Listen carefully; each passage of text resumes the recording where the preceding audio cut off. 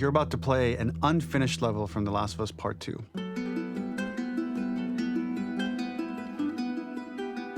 The reason we added this section is there are a few sequences, and we picked the 3 of the best ones, that we cut from the game. Often we build a game that's much bigger than what ends up being the final product.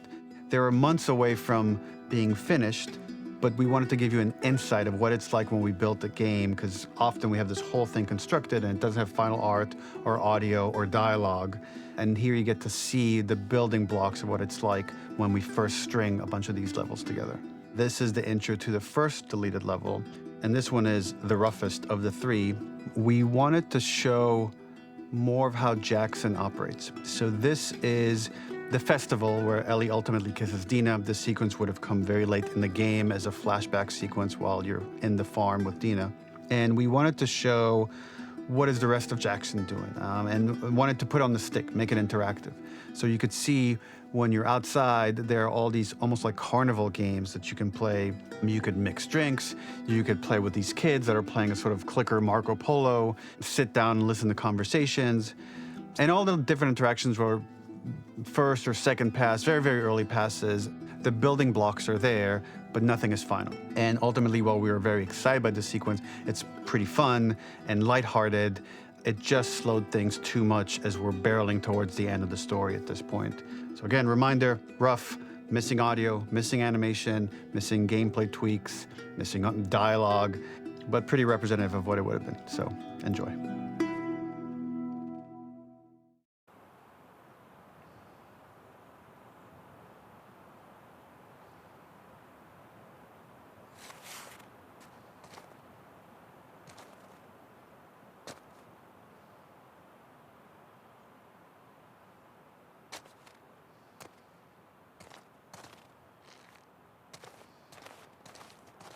Originally, this level was going to transition us to farm.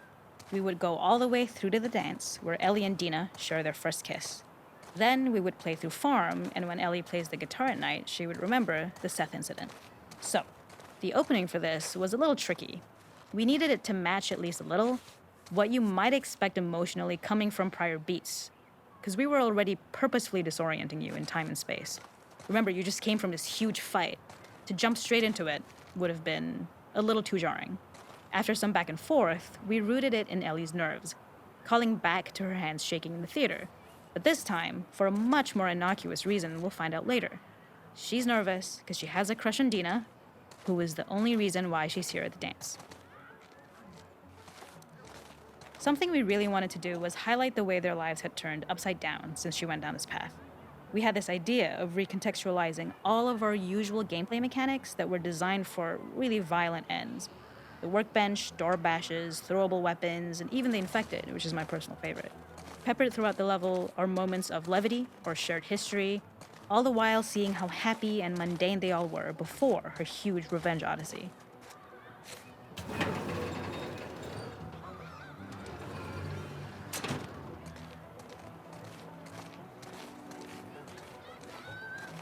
It is not a festival without one of these throwing games. This one, of course, uses our throwable system where you're often chucking explosive things or stunning things, but for a more wholesome purpose, although some people take this game really seriously. A fun aspect of this is if you did well, you could win a toy here. Ellie would place it in her pocket. If you had done this, you'd find the toy with JJ, the baby, later back at the farm. When we cut this, the toy made it through anyway because it was so cute. It is the same one you see on the tractor at the farm. Ollie the elephant. The makeup artist is pretty simple. It's one of those little in-game scenes we peppered in to make it feel like Ellie had roots in the town. Hallie, our writer, mentioned that in her mind, an ex-girlfriend of Ellie's tattooed her arm to cover up her scar. So we figured this might be the only time you get to see that. We wanted to hint at it and allude to it and make it feel like there had been so much more that had been happening and so much more that Ellie threw away.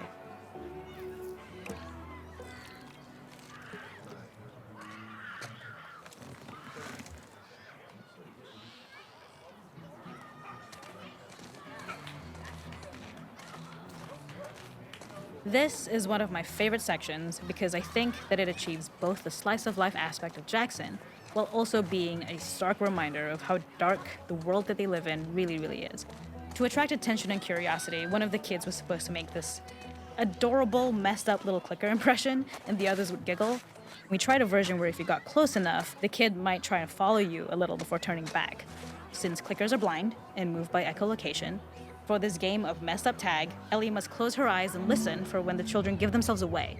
The thought was that these kids are in relative safety. They still grow up with the dangers of clickers and runners, and all those lessons would embed themselves in the games that they play.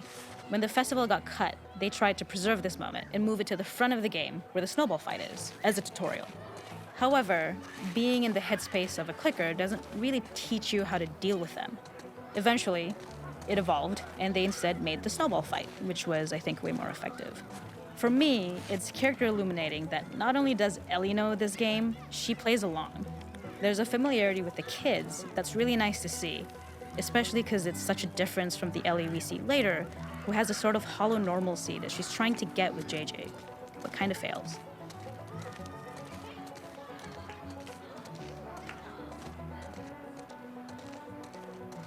There's a hidden spot at the back that was just a bit of fun. It was highlighting Jackson's normalcy with something we would find in a real world. In the back, you would find teenagers finding some alone time with each other in a dark corner of a party. It was rewarding the player for peeking into a hidden corner, but ultimately redirecting them back to the festival.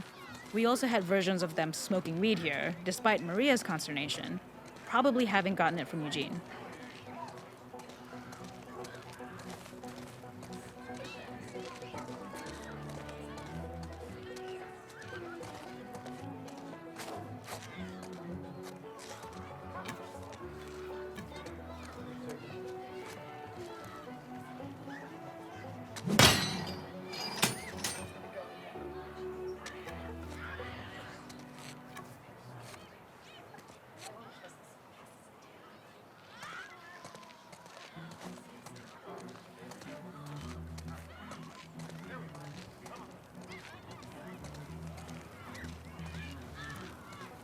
We use our workbench a lot to make a lot of things that kill and maim and hurt people. Here, we had the silly idea of using the same feel, harkening back to the same animations, using the exact same UI to instead fix a drink. Like the workbench, you could pick your base, and then you could add something to it. And at the time, we had some different reactions from Ellie based on how strong you chose to make the drink. Something we wanted to prototype, though, before it got cut, was picking up some ingredients around to add, like a lime or maybe a bottle of someone's favorite whiskey or salt, like you were earning upgrades. We also toyed with having Ellie carry around the drink you made and occasionally sip it, psyching herself up to go talk to Dina inside because she's nervous.